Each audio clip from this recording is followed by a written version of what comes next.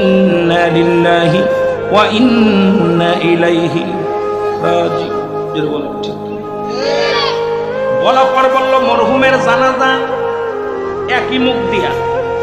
একটু আগে নাম বললেন, নাম কি জানো? সুরাব হোসেন মৃত্যুবরণ করেছে। আবার ওই মুখ দিয়েই বললেন মরহুমের জানাজা।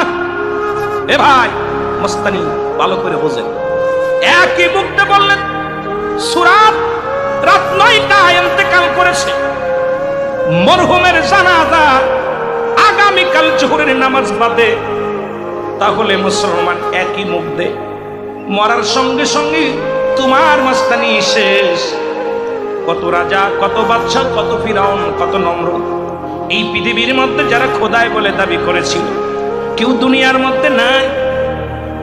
মুসলমান যারা এই এলাকার মধ্যে যারা প্রতাপশালী এলাকার লোক ছিল, এই জমিনের মধ্যে আলোয়া যুবক, এই যুবক এই এলাকার মধ্যে কত টাকাওয়ালা মানুষ, কত বাড়িওয়ালা মানুষ ছিল, যারা কবরে চলে গেছে। অনেকের কবর উপর দিয়ে কুকুর শেলে পায়খানা করে, অনেকের কবরের উপর দিয়ে কুত্তা শেলে পায়খানা করে, অনেকের কবর উপর দিয়ে গরু ছাগলে ঘাস খায়। কবর থেকে খেদানোর মতো ক্ষমতা আল্লাহ দেয় নাই। এই তো তোমার মস্তানি, এই তো তোমার গায়ের জোর, এই তো তোমার সম্পদের জোর, এই তো তোমার রক্তের জোর। কারণ তোমার এই ক্ষমতা আমার আল্লাহ দিবে না।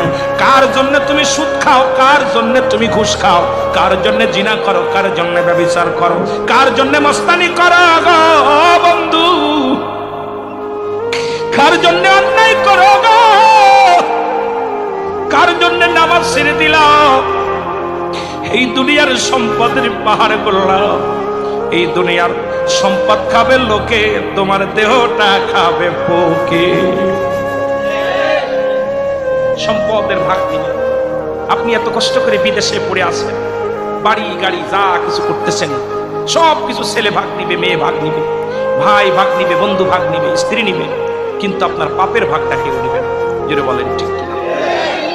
এই জন্য তোমার দেহ খাবে পোকে, সম্পদ খাবে লোকে। যেটা বলেন ঠিক কিনা? সম্পদ খাবে কে? লোকে খাবে সম্পদ। ঘুষ খাইয়া, সুদ খাইয়া কত ফেলি হারাম উপার্জন করলা, তোমার সম্পদ করে থাকবে।